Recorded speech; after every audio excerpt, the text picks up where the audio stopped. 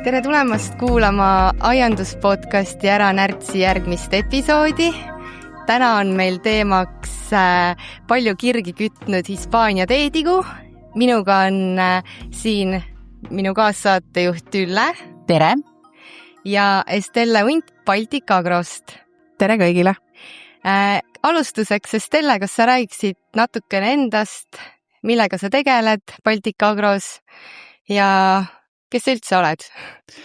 Ja, mul on täna siin nii tore olla, et polegi jõudnud pikalt ennast ette valmistada ja lühidalt toimetan Baltic Agro koduaia meeskonnas.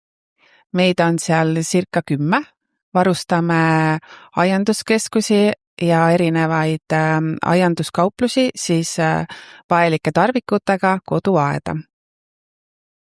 Väga tore, siis oleme ikkagi väga õige inimese siia meile kutsunud külaliseks ja tänane siis alustaks kohe ja haaraks härjal sarvist kinni, et meie teema siis Hispaania teetigu tohutult kirgi küttev. Me tegelikult algselt planeerisime seda saadet augustikuusse, aga kuna nõudlus selle info järgi on niivõrd suur, siis me otsustasime, et sellest saab meie juunikuu podcasti teema. Ja alustuseks võib-olla me kõik kolmekesi siin natukene nagu võtame enda jaoks selgeks, kuidas see Hispaania teetigu siis on siia Eestisse üldse jõudnud, et kust ta pärit on, kuidas ta siia tulnud on ja miks ta siis nüüd nii meeletult siin on hakanud levima? Et Estelle, et milline nagu sinu nägemus on selle Hispaania teeteo teekonnast Eestisse? No, mina olen selle teo spetsialist ei ole, aga nii palju, kui ma olen aru saanud, siis lihtsalt meie kliima on väga soosiv tema levikuks, et meil on ilusad kohevad mullad, palju rohelust, kliima ei ole väga ekstreemne, et see kõik kahjuks soosib tema toimetamist siin. Ja ma saan aru, et ka soojad talved vist siiski. Soe talv on üks jah, põhilisemaid ka, et kõigepealt on vesi, niiskus, vihm, ilusad rohelised hooldamata alad ja jah, et tema levikut piiraks lumeta hästi külm talv. No võt, aga sellel aastal oli meil hästi lumine külm talv, aga eks seda, kas ta nüüd see talv mõjus negatiivselt, saame me siin ilmselt selle hooaja jooksul täpsemalt teada, et neid andmeid vist täna veel ei osata öelda. Mina võin omalt poolt rääkida, et kuna mina üldse esimest korda sellise suurema populatsiooniga kokku puutusin, oli kuskil, ma pakun 12-13 aastat tagasi Taanis, et minu hea lapsepõlvesõbranna elab Taanis maakohas ja ta on ise ka bioloog ja ma läksin talle külla ja minu ehmatuseks oli tema aed nagu paksult selliseid nälkjaid täis ja siis me seal ikka arutasime selle teemal, ta kirus neid ja ta oli ka nii vihane ja püüdis neid tõrjuda ja põhiline argument tegelikult, miks tema aias neid nii palju oligi see sama, mis sa Estelle välja tõid, et tal oli varjuline aed, tema maja läheduses oli kohe niisugune hooldamata lepavõsastik, kus nad siis põhimõtteliselt ütleski niimoodi, et päikselisel päeval nad kadusid sinna võssa ja siis, kui õhtu saabus, siis nad sealt hakkasid niimoodi vaikselt välja tulema, aga tal ei olnud ka, ta ei tohtinud seda ka ära niita ega maha võtta, sest see ei kuulunud temale see lepavõsastik ja ta oli lihtsalt selle ohver, eks ju. Siis ta võttis kodukanad, ta püüdis nendega tõrjuda, aga kodukanad pigem kartsid neid, nad ei tahtnud neid süüa. Ja siis ainuke variant, et kui ta tahtis iluaiandusega tegeleda, siis ta valis selliseid taimed, mida siis need Hispaania teeteod ei soovinud süüa ja hoidsid eemale nendest, aga keeruline oli köögiviljaaiaga muidugi, et seal oli väga keeruline, et seal ta püüdis siis lihtsalt tõkestada neid siis kas mingite kivigraanulitega või mingite oradega või ühesõnaga lihtsalt nendest nagu eemal hoida. Et see oli minul nagu tookord selline suur ehmatus, kui ma nägin, et kuidas nad seal levivad. Mina siinkohal ütleks, et minul näiteks ei ole mitte mingit kokkupuudet Hispaania teeteoga, et tui, mina olen sellest pääsenud, et ma ei tea, kas see on siis see, et mul on siin nii palju päikest või see, et mul ei ole naabreid, aga jah, minule õnneks ei ole nad veel ennast sisse seadnud, aga ma väga huviga jälgin seda teemat ja ja ka noh, kuna mul on, pean linde siin, parte näiteks, siis minuni on eelmine aasta juba jõudis väga palju küsimusi, et kas ei saaks laenata parte, kas nad söövad, mis pardid söövad ja noh, võin seda öelda, et mu pardid tigusid söövad, aga ma olen natukene uurinud, et ega iga part sul teetigu päris ei taha, noh nagu sa kanadega ütlesid, et see on jah, nad söövad natukene, aga noh, ega kui sa ei ole teda treeninud seda sööma, et siis ega ta ei söö seda vist. Aga kuidas siis, kas Stella, sina nagu tead seda, et see Hispaania teetigu, et ta ongi siis Hispaaniast? Ei, ta Hispaaniast ei ole, mingid andmed on, et on Portugalist, mina olen aru saanud, ja siis on Prantsusmaa üldse tuleb välja, et ega ma ta kodu ei tea jah, et tüütu tegelane ta on üle Euroopa, ta on väga levinud, et ei ole kahjuks me ainukesed õnnelikud, et Kesk-Euroopa on ikka teda täis, nii nagu sa ütlesid, et kõik siin see põhja pool ka. Ja Rootsi ka ja, aga kas siis nüüd on niimoodi, et sealt on ta nagu ära liikunud, et kas siis Hispaania ja Prantsusmaa, kas nende populatsioon on siis näiteks selle võrra vähenenud, kui meie pool populatsiooni jaoks on nendel soodsamad tingimused tekkinud, et kas on siis niimoodi, et nad liikusid sealt ära, et seal on nüüd kõik puhas ja nad on nüüd kõik meie juures elavad? No talle ta on ikka hea kohane ja kui see üks suur sügisel muneb 400 muna, siis võid ise ette kujutada, kui massiliseks ta minna võib. Et etteruttavalt ongi see, et tegelikult see munade korjamine ja nende suurte limmukate sügisene korjamine on kõige tähtsam.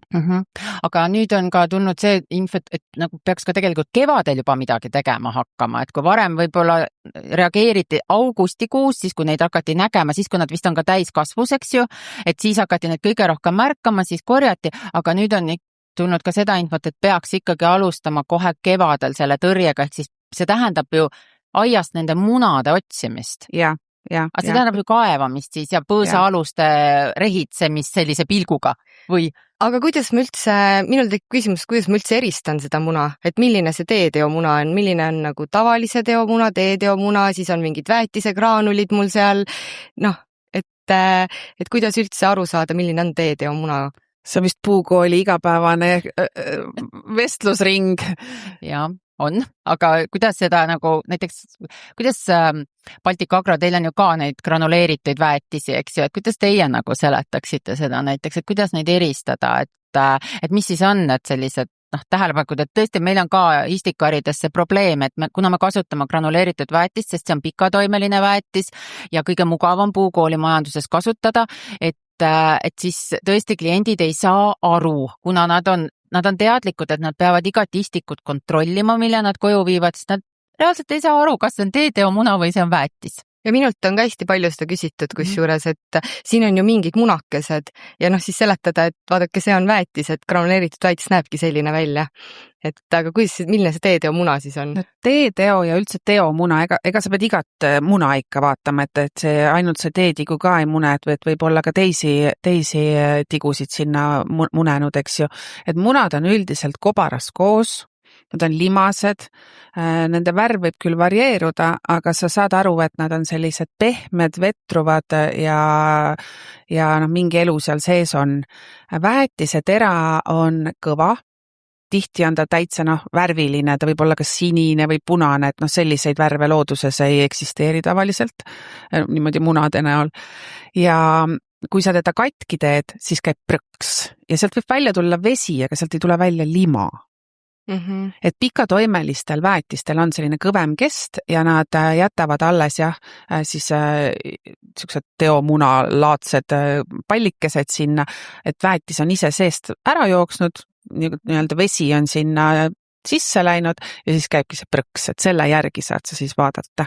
Aga kui ta on värskelt pandud, siis on ta nii kõva, et teda ei ole võimalik nagu puruks vajutada, eks ju? Aga teomuna saad sa katki litsuda, et see ongi see võib-olla see märksõna, et kui käib see prõks, siis oli see väetis või kui ta on nii kõva, et ta näppool katki ei lähe ja kui on ikkagi selline limane ja kompus koos ka on ikkagi, tigu on ikkagi niimoodi kogumid.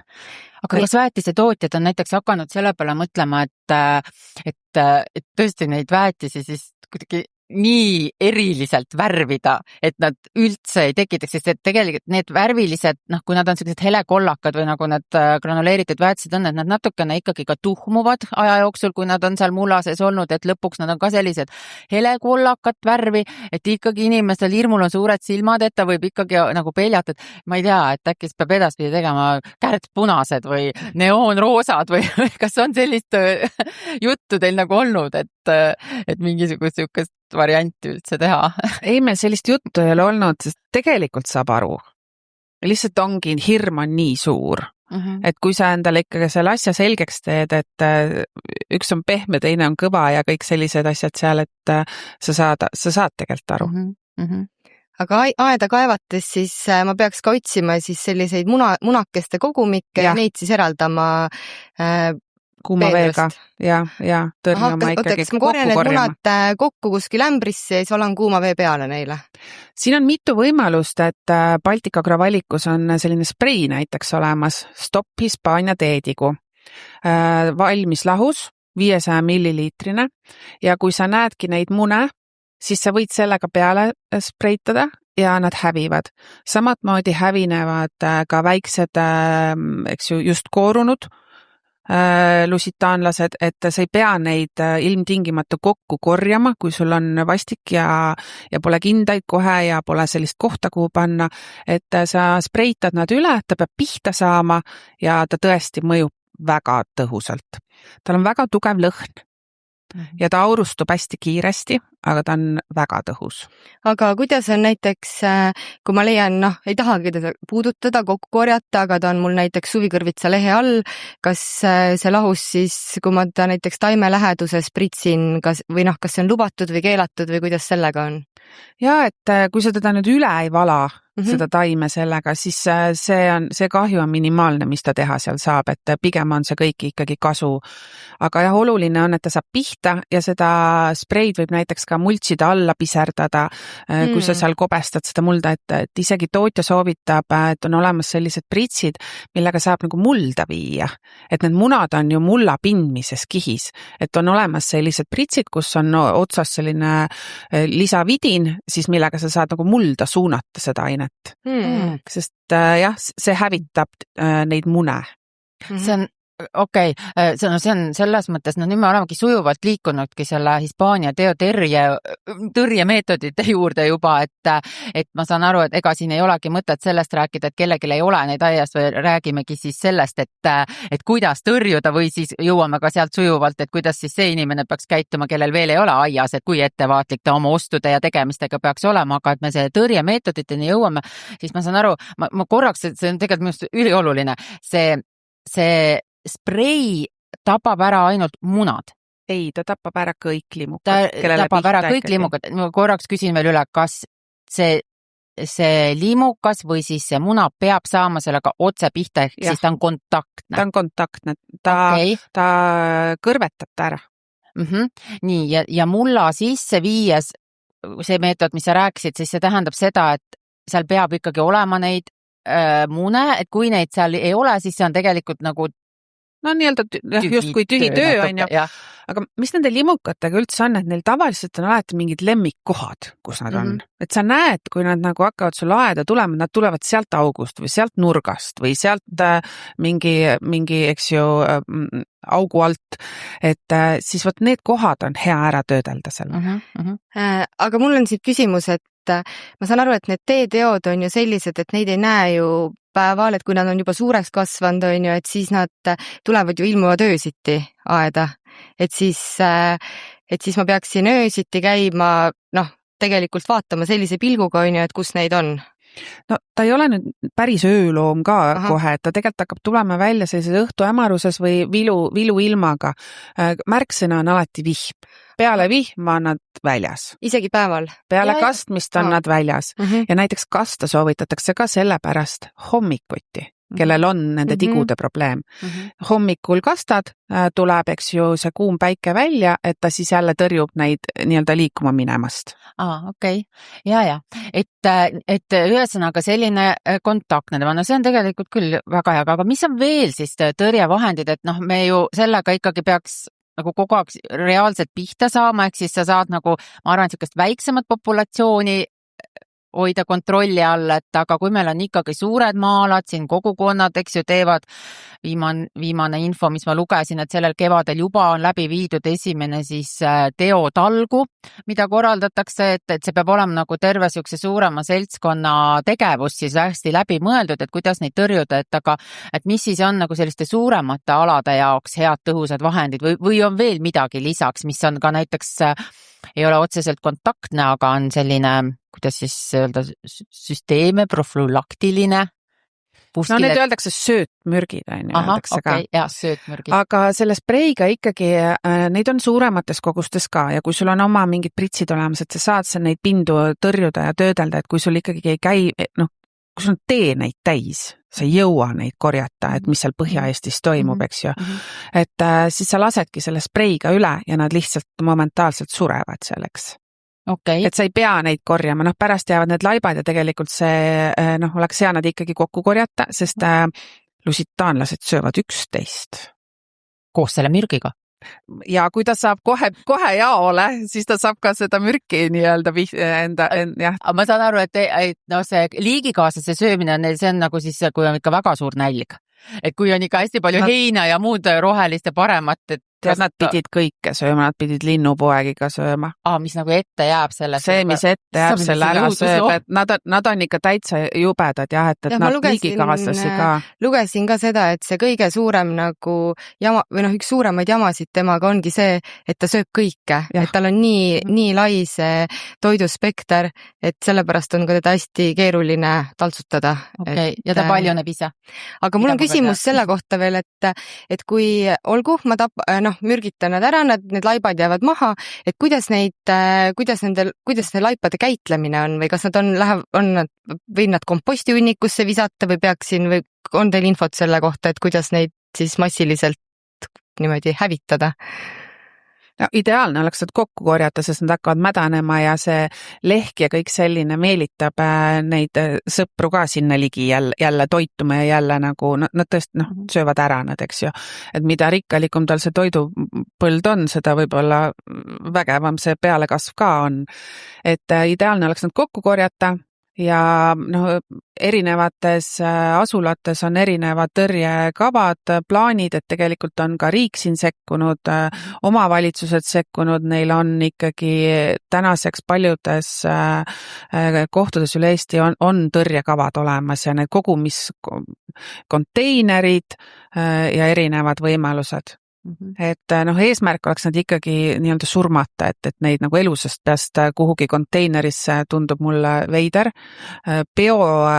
Lagunevasse kilekotti neid kokku korjata ja sinna konteinerisse panna. Samuti väga halb mõte, sest see lagunev kilekott lihtsalt laguneb ära nende lima ka nagu kokkupuutel. Latekskindad sulavad ära. Et sul peavad olema, see lima on väga hull ja ikkagi hea oleks need mingite näpitsate või kombitsatega mingi sellise asjaga kokku korjata või siis ongi sul mingid tugevamast materjalist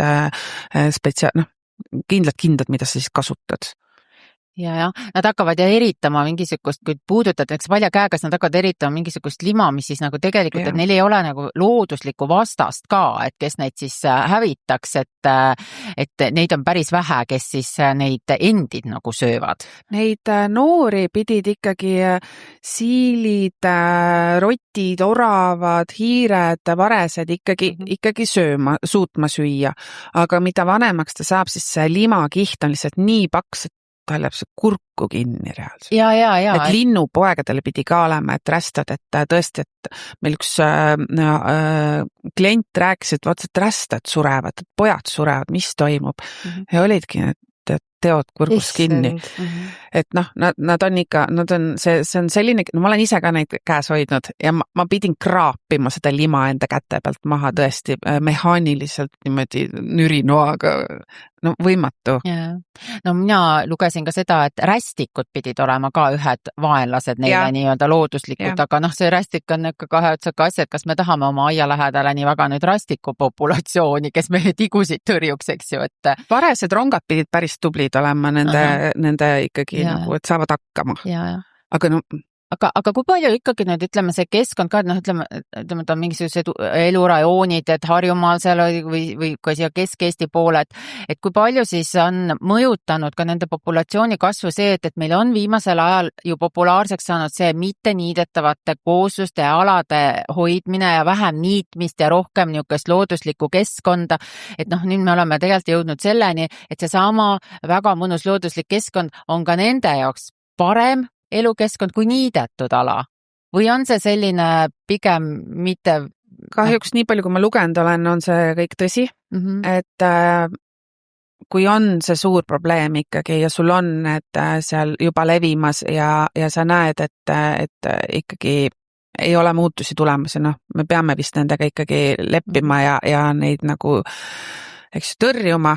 Ei, tõrjuma, sest ma tahan lihtsalt selleni jõuda, et ega siis lõppude lõpuks tema populatsioon on kasvanud sellepärast, et järelikult on keskkonna elu klimaatilised tingimused olnud ju väga head. Et kui sa alustuseks ütlesid, et esimest tigu märgati aastal 2008, see on ju tegelikult ka, samas nagu ju alles, aga samas ikkagi ka ju päris ammu juba, aga siis me ju ei rääkinud tohututest populatsioonidest, 2008 nägime ja 2010 juba olid aiad neid täis, ei, me räägime sellest ju 2025, 2026, et see on ikkagi aega võtnud.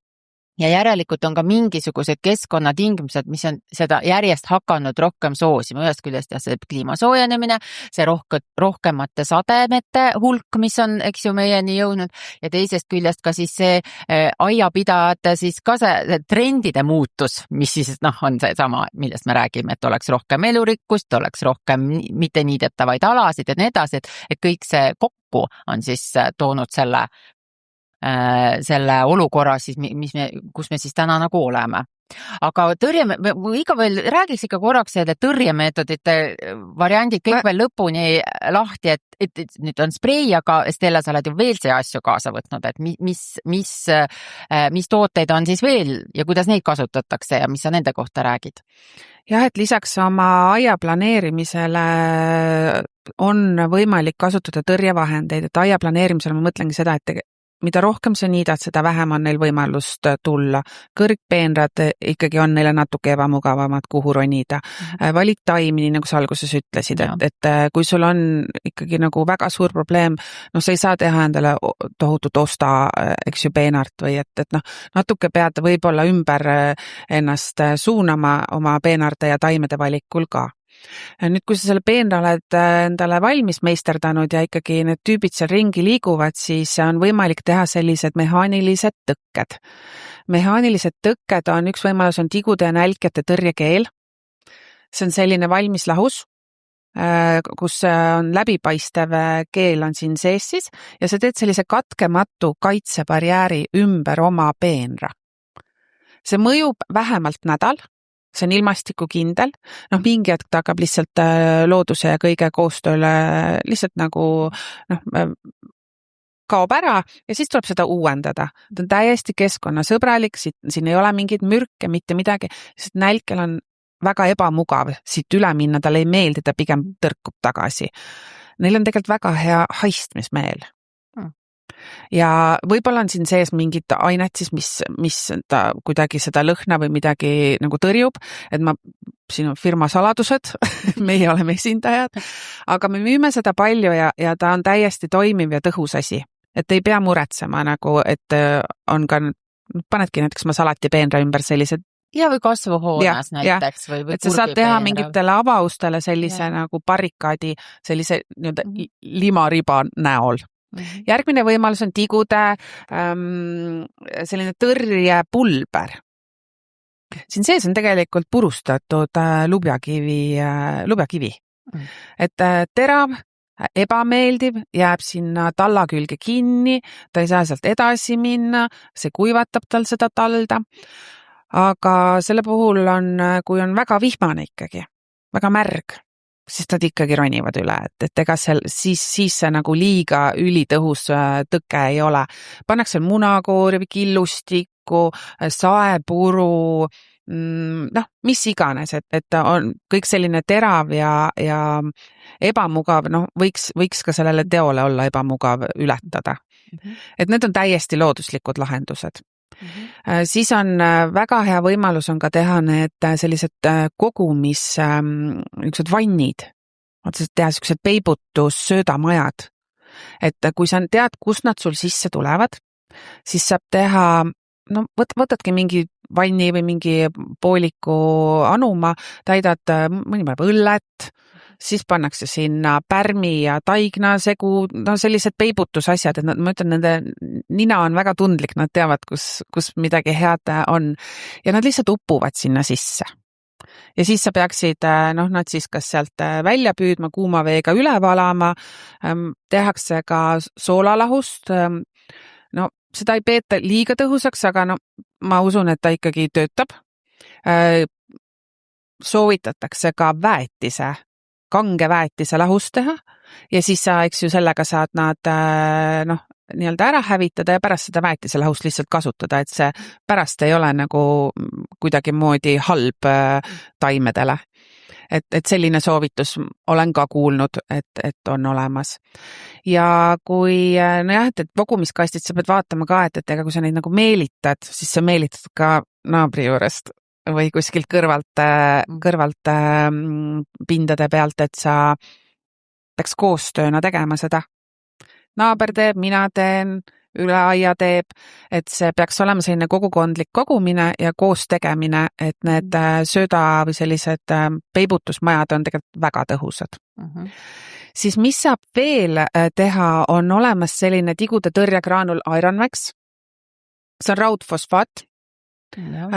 Samat moodi siis keskkonnale ohutu. See laguneb rauaühendiks ja siis fosfaadiks, sisuliselt on need taimetoite elemendid lõpuks, aga mis nad teevad, siis nad ärritavad selle limuka seedeprotsessi. Ta paar päeva täitsa toimetab, kui ta on seda manustanud või isegi lutsinud ainult. Ta ei pea seda ära sööma. Ta puutub sellega kokku, ta imeb seda või lutsib seda ja juba on see aine ta kehas ja see pärsib tema seedeprotsessi, ta muutub valgustundlikuks, ta tahab ainult pimedas, hämaras olla, ta toimetab ainult pimedamal ajal ja paari päeva pärast ikkagi siis ta sureb ära.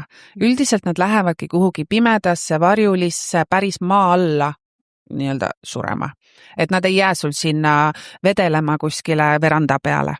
Aga ma küsin üle, võtta aiapidajatel on alati ikkagi koduloomad, et kellel kassid, koerad ja nii edasi, et veel kord, et kuulajale oleks nagu selge, et kõik need tõrjemeetodid on koduloomadele ei ole kahjulikud.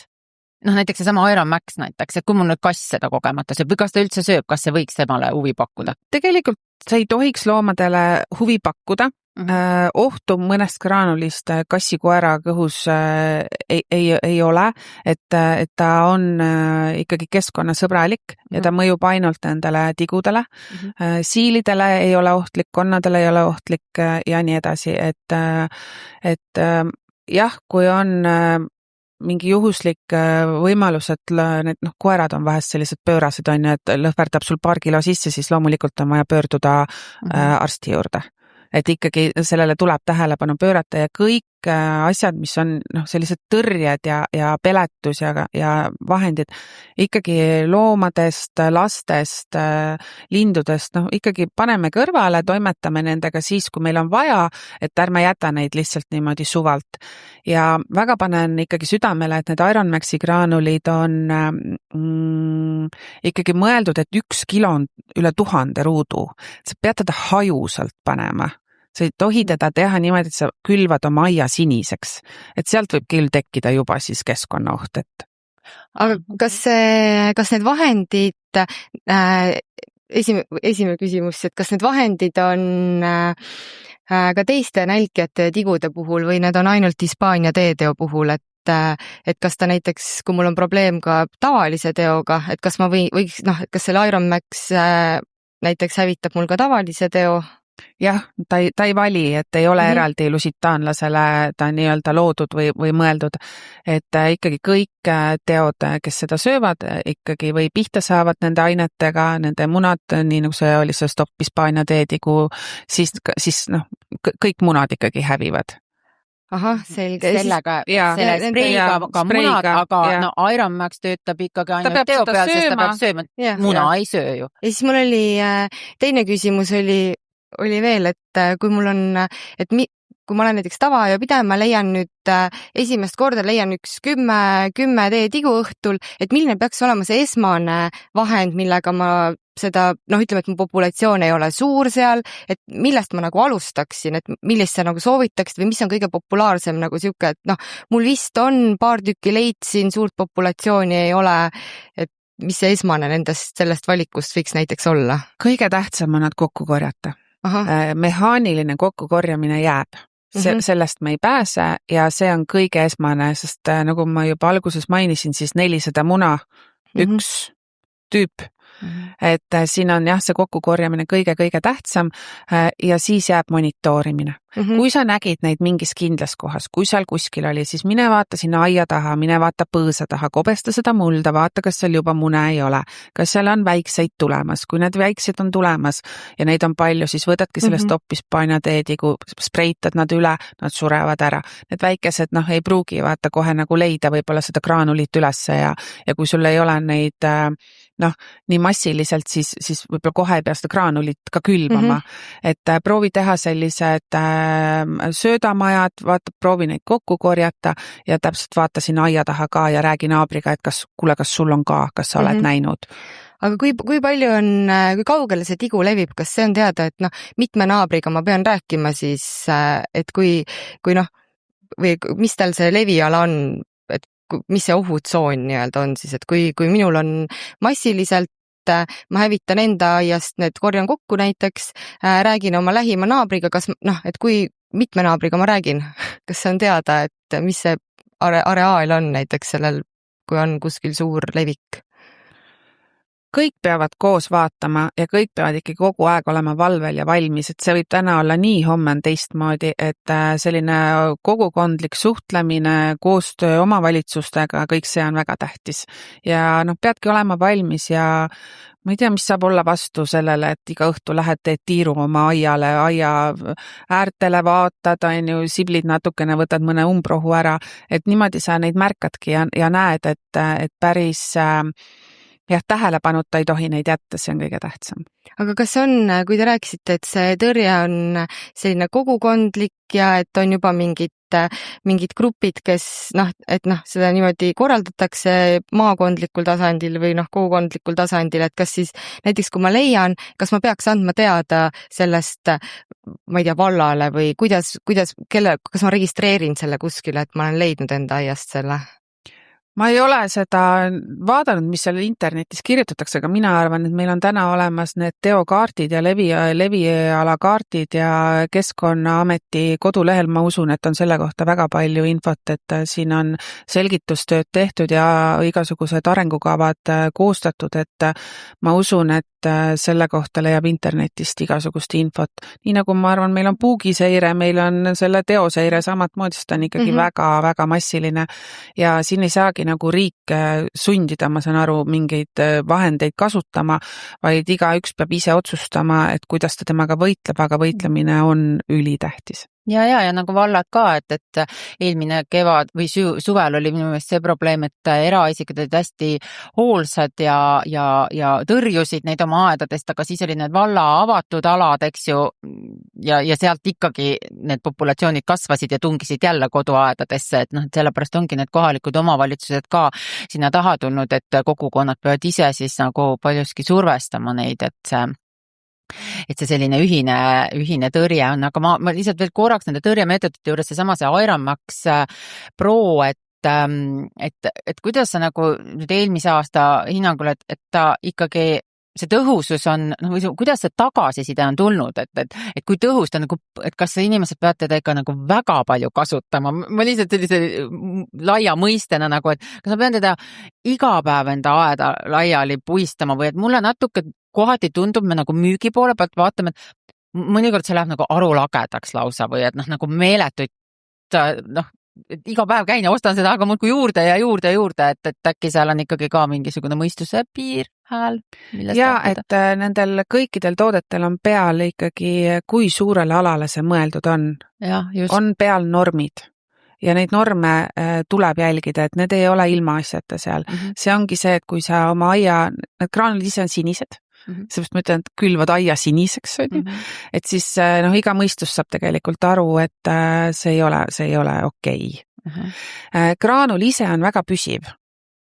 Ta püsib seal võib-olla selline nädal rohkem täiesti ilusti koos. Seal on peibutus, lõhnaks on rapsiõli. Et ta söömus oleks parem, on trumjahu. Ja aga ta on päris vihmakindel, et pikalt, et sa ei pea teda iga päev laotama. Sul ongi siis see selline, ütleme, mingi nädal pluss aeg, kui ta seal on täiesti olemas. Tigu ei pea teda ära sööma, piisab sellest, kui ta läheb ja natukene imeb, lutsib seda, on, et väiksemad ei suuda seda graanulit ära süüa, aga piisab sellest, kui ta seda juba on käinud maiustamas. Ja siis, kui sa oled, ütleme, et tegelikult on tal et on see norm, mitu korda sa võiksid hooajal teda üldse kasutada, et võib-olla siuke 4 korda hooajal, 5 korda hooajal, et vaata, kuidas sul nagu on, et kogu aeg ei tohi käia juurde viskamas seda. Ja just, et ikkagi seda järgida siis neid ettekirjutusi, mis on pakendil kirjas. Sest tal on oluline on ka see toimaine, et turul on ka tooteid, mille toimainet on vähem selles graanulis. Et siis seda peab natuke rohkem sööma. Et selle järgi võib ka vaadata ja valikuid teha, et mida rohkem on siis seda rauaühendit selles tootes, et täna on turul tooteid, kus on 9 grammi kilos, pea 10 grammi, vist on ka 15,6, siis on 19 grammi, selles on Ironmaxis on 24 midagi peale. Ausalt öeldes ma praegu püüan siit pakendi pealt kiiresti seda leida. 24,2 grammi kilo raudfosfaati. Et nad on erineva koostisega ja see on ka üsna oluline, et mida rohkem on seda toimainet selles graanulis, seda vähem teda ju kulub. Et ta saab selle doosi kätte väiksemast manustamisest. Ja mida püsivam on graanul, seda vähem teda jälle kulub. Et kui ta väga ruttu ära laguneb, siis jälle ei ole see eesmärki täitnud. Mul tegib kohe selline küsimus siit, et see raudfosfaat, et nagu sa ütlesid, see on ju tegelikult ka taimed kasutavad seda, et kui ta nüüd laguneb, mul seal lõpuks ta ikka ju laguneb sinna mulla sisse ära, et kas ta teeb mu mula väga raudfosfaadiseks siis? Muudab mulla koostist. No kui sa ta siniseks külvad, siis võib juhtuda küll kõike, jah. Siis sügisväetist võib-olla ei pea enam panema. Ja. Et siit, jah. Et kõik, kui on mõistuse piires, on oht keskkonnale ikkagi minimaalne ja kasu on ikkagi ennast täitnud, et palju nagu sa enne ütlesid ka, et kas ta siis valib, et kes seda sööb, on ju. Et kui ta ka võtab neid kohalikke ja häid ja siis tulebki hinnata seda ikkagi niimoodi, et täna on see lusitaanlane probleem. Aga ma siinkohal tooks võib-olla sellise kiire nüansi, et ma loodan, me jõuame, kui sa tead ja oskad vastata, et sina tegeled väikeaiapidajatega nii-öelda nende toodetega, aga kas on juba ka jõudnud teieni infot, et kas on meil ka suurpõllutootjatel siis seda sama probleemi näiteks, et nad tegelevad selle Hispaania teeteo tõrjumisega, kes suurtel mahtudel näiteks kasvatavad, ma ei tea, suhkrupeet või tavalist peeti või seda rapsi, eks ju, või hernest või et kas nemad on ka juba hädas, et kuidas ja üldiselt on see trend niimoodi, et kõik, mis on põllul olemas, jõuab võib-olla mingi hetk ka koduaeda. Et muu maailm ikkagi on fookus on toidu tootmisel ja suurel tootmisel, et kõik firmad, kes esindavad ja kes toodavad mingeid tõrjevahendeid või mingeid võimalusi, kuidas oma saaki päästa, siis pigem alustatakse ikka ju suurest põllust. Et siis sa tahad niimoodi öelda, et see on nagu suures põllus on see probleem juba olemas olnud, sellega on tegeletud, et see on nagu enne koduaeda juba tekkinud seal nagu. Ja.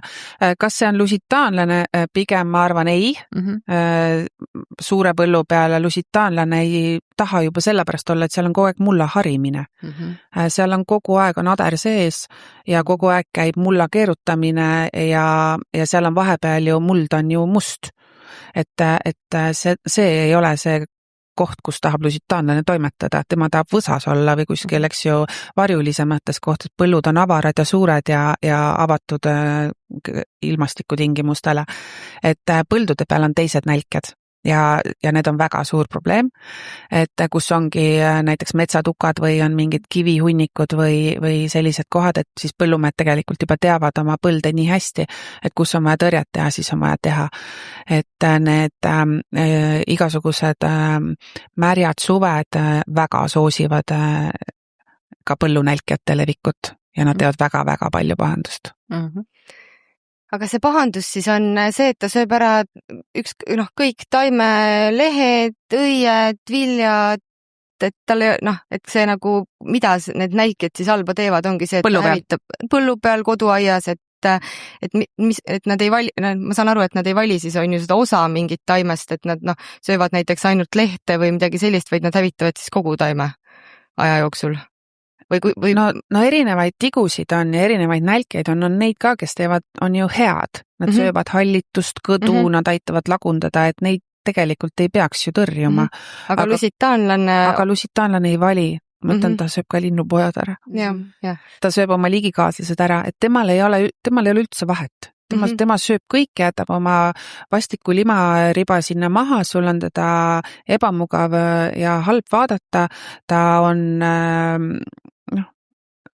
ikka tõeliselt tüütu tegelane. Et see, miks me siis peaksime ta tõrjuma, on see, et ta põhimõtteliselt koduaias, kui ma tahan kasvatada näiteks köögivilja, siis ta lihtsalt jätab mind saagita. Jah. Nii on. Ja ta sööb päris kiiresti, et ta on väga suure isuga. Ja ma ise jälgin ühte Rootsi aianduspoe omanikku, siis ta tihti nagu ka eksponeerib oma aias toimuvat, siis iga aasta vähemalt suvel on tal üks postitus sellest, kuidas Hispaania teetikus täna öösel sõi ära kõik tema mingisuguse suvelille peeneras mingisugused taimed näiteks, et seda kahjustust nagu ta tihti eksponeerib, et aga kokkuvõttes ikkagi vaatad, aias on väga ilusad ja lopsakad, nii et nad saavad hakkama tegelikult koos selle Hispaania TDO-ga seal elada, et tõrjuvad teda nii palju kui võimalik, korjavad ja valivad siis mida kasvatada ja tegelikult lihtsalt üksikuid asju ikkagi juhtub, et sööb ära nagu, et sellega seda ikka nagu juhtub. Aga veel sellest ikkagi TDO jõudmisest Eestisse, et mul on siin küsimus Üllele, et väga Ülle kui siis puukooli esindaja, et väga palju on siit-sealt kuulda olnud, et süüdistatakse puukool teetigude jõudmises Eestisse, et mis on sinu seisukoht või kommentaar sellele? Jaa, täpselt nii ongi, et see sotsiaalmeedias hästi palju on neid arutelusid sellel teemal, et puukool on siis see, põhimõtteliselt puukoolid on siis need, kes siis toovad on TDO Eestisse maale toonud ja võib-olla siis kõige rohkem tõesti käib sealt läbi, et Juhani puukool on olnud selle eesotsas ja tema ongi nüüd selle Hispaania TDO maale toonud, et siinkohal ma võib-olla paneks kuulajatele südamele, et mõelda ka võib-olla hoopis sellest lähtuvalt, et kui Juhani puukool 30 aastat poleks toonud mitte ühtegi taime Eestisse, ei Hollandist, Belgiast ega Poolast, et kas me täna oleksime täiesti TDO vabad, ma kahtlen selles ja me ei saa seda kuidagimoodi tõestada, sest et ta ei levi ainult taimedega ja kõige suurem võimalus levida on tõesti istik, aga see istik ei tule siia ju ise, ta tuleb siia koos autoga, eks ju, siia tulevad ka puuviljad, muud saadused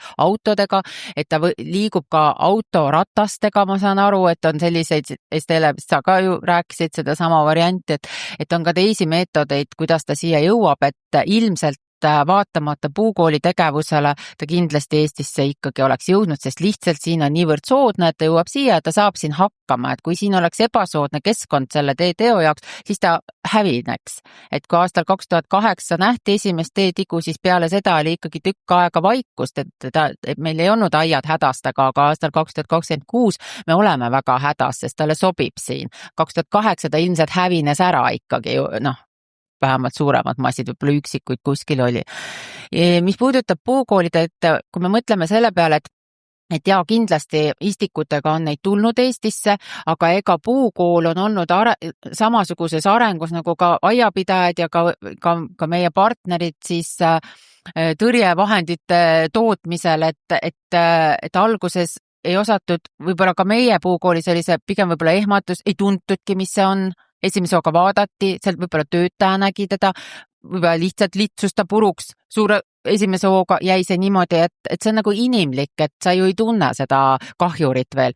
Siis, kui teda rohkem hakati sellest rääkima, et siis meie oleme tegelikult, ma arvan, pikemat aega juba korjanud neid, et kui me oleme neid, siis me oleme ikkagi hävitanud seesama kõige esimene meetod, mida ka Estelle välja tõi, korjata tuleb, et sellega on tegeletud, ja siis ühel hetkel nüüd siin kuskil, ma pakun mingi 5 aastat tagasi hakkasid tulema need sellised tõrjekraanulid ja niisugused, et meie täpselt samamoodi kasutame neid, hoiame oma alad puhtad ja kõige tähtsam on see, et me hoiame oma tootmisalad puhtad, kus meil istikud kasvavad. Et samamoodi näiteks Hollandis, et ma olen puukoolides käinud, tegelikult puukoolid on väga steriilsed, seal on puhtad teed, seal on hästi niidetud pinnad, seal hoitakse umbrohutõrjet kõrgel tasemel, seal on, see niitmine on hästi igapäevane, pluss ka veel kasutatakse herbitsiidvahendeid, eks ju, et seal neil ei ole seal meeldiv elukeskkond, et nad ei hakka seal arenema, et pigem nad võib-olla hakkavad kuskil seal, ikkagi, et ta peab olema nagu ka see istik peab sattuma sellisesse kohta, kus on seda populatsiooni ja siis ta võib tõesti siis jõuab ka selle istiku juurde jälle omakorda uuesti sinna selle poti külge või. Et meie praegu oleme võtnud selle seisukoha, et me kogu aeg monitoorime lõputult, palume ka oma klientidel monitoorida meie istikuid, meil on päris palju oma toodangut, aga me ikka jätkuvalt ka toome sisse istikuid, et see on, teada, me toome Hollandist näiteks okaspuud, me üldse ise ei kasvata kõik okaspuud, me toome sisse, et aga jälgida ka lisaks meie töötajatele siis ise neid potte, eks ju, kui te viite koju, et vaadata see muld üle, istikud, vaadata kindlasti just need potid, et tihti jäetakse see tähelepanuta, et võtan poti ära, vaatan selle mullaga, et nad võivad kleepuda ka selle poti külge. Et jälgida seda kaupamist ja toote, et nagu enne kui istutate maha, et see on üks võimalus ja meie istikuäride kohati probleem oli ka see, et näiteks Tallinna piirkonnas hakkas seda kõige rohkem seda levikut meieni jõudma, nii palju on neid, et meie istikuärid on täpselt samamoodi elurajoonide läheduses, et me võime tõrjuda, aga kui seal ei tõrjuta või avalikes alades või seal see kohalik omavalitsus ei tõrju, siis me oleme täpselt samasuguse löögi all tegelikult, et või kui meie istikuäri ümbrusest näiteks linn ei niida ja seal hein lokkab, siis täpselt samas seisus nagu üks tavaaiapidaja, et me tõrjume, aga ikkagi nad roomavad meie istikuärisse ka, sest et seal on lihtsalt niivõrd palju sellist atraktiivset toitu neile. Et kohati me oleme samasuguse probleemi ees, aga ma loodan, et kõik need vahendid, mis on nüüd turule tulnud, et minu enda jaoks näiteks see spreivahendki juba, ma mõtlen koduaiapidaja jaoks väga mugav kasutada, et need võiksid siis aidata ja meie istikuäritöötajad on ka koolitatud ja küsige nõu nende käest ja kurke neile ja nad aitavad teid ja eks siis lihtsalt peabki sellega võitlema, sest minu seisukoht on see, et ilmselt see Hispaania teetiku on Eestisse tulnud selleks, et jääda. Ma olen veel lugenud seda ka, et peab jälgima seda multsi, kus sa tood, hästi trendikas on multsida oma peenratena, eks kangas alla, mults peale, et kust see mults tuli, kuidas ta on see kasvusubstraadid, kust nad tulid, kuidas neid hoiti, kas seal oli kuumtöötlus, millist mulda ma kasutan, et ja ma saan aru, et istikutel on soovitatav ka ikkagi nad nii-öelda nagu paljasjuursena, et lahti lammutada lausa seda mulda natukene. Et kui on kahtlus, kui sa kahtled, mingi imelik oli seal, ma vaatan, kaevan natuke sügavamale veel. Et ei oleks seda muna, et ei oleks seda muna. Et see tegelikult on see juurepalli lõhkumine, et kui te võtate 2-liitrise poti taime juurekava ümbert ära, siis teil on selline, vaatab vastu selline juurtest ja mullast läbi põimunud juurepall, lõhkuge seda natuke, võtke keskelt täitsa nagu natukene murke teda katki ja siis tegelikult on kohe näha, kus sinna on munenud teetigu, et see tõesti see muna kogum on selline särav valge, isegi siuke briljantne natuke, natukene ja on võimalik juba algstaadiumis ära hävitada. Ja muidugi panen ka inimestele südamele seda, et ega ju meil Eestis teatavasti ei osteta taimi ainult Eestist, vaid ostetakse ka mujalt, et inimesed käivad ise Poolast taimi ostmas ja see on väga normaalne ja võibki seda teha, aga ka seal on Hispaania teetigu sees, nii et kui te sealt toote taimi endale, siis olge täpselt sama ettevaatlikud nagu ka meie istikuäridest taimede ostmisel. Ja ma saan aru, et isegi jalanõude ka võib seda muna ja muna ikka on see, et sa astud sellele limukale peale, tal on näiteks munad sees ja sul jäävadki need munad jäävad sinu autorataste, ma ei tea, rattarehvide, mille iganes külge, et selline sa pead ikkagi nagu veenduma, et sa ei too seda materjali ise sisse. Tegelikult nagu teiste taimekahjuritega on ju samamoodi, et minult hästi tihti küsitakse, et mul on üks toataim, kuidas talle see nüüd lehetäi või mingi vildtäi või kes iganes siis külge sai, siis sa võidki tuua selle riietega, käid kuskilt mööda, puuviljadega poest, jalanõudega, et sama nagu ma ütleks ka, tundub, et on selle teeteoga, et autorattad, jalanõud, et kust iganes ja võib see sulle nagu aeda sattuda, et ikkagi monitoorimine, aga siis tõmbame siis kuidagi nüüd otsi kokku, et kõigepealt siis tõrjumise mõttes. No eks siin ongi ikkagi see, need tõrjumised ja nii edasi, et erinevaid vahendeid kasutada, kellele siis miski sobib. Ma ei tea, siin mõni võib rentida siis Lisete käest parte, kui pakun parte. Teine võib kasutada siis, eks ju, neid õllepüüniseid, et sellega oli ka eelmine aasta natuke nagu selliseid koomilisi lugusid, et milline õlu siis kõige rohkem sellele teeteole maitseb, eks ju, testid tehtud, et kas see on tume õlu, on see siis helelaager, on see siis nisuõlu, on ju, et kasutada neid püüniseid või siis tõesti ka erinevaid selliseid välja töötatud vahendeid, et lihtsalt tuleb nii tõrjuda, olla tähelepanelik, puukoolid on tähelepanelikud, tõrjuvad pluss monitoorivad ja ega siis muud varianti ei ole. Ma tulen uuesti tagasi selle sama Taani sõbranna juurde, kellest ma alguses rääkisin, siis tema ütles ka, et selles aias, kus ta too aeg elas, mis oli varjuline ja see võsa oli tal seal kõrval, et seal oli tal see katastrofaalne, aga enne seda ta elas sellises aias, kus oli pidev niitmine kõikides aedades, olid sellised päikselised kohad, siuke tüüpiline uus elamurajooni laadne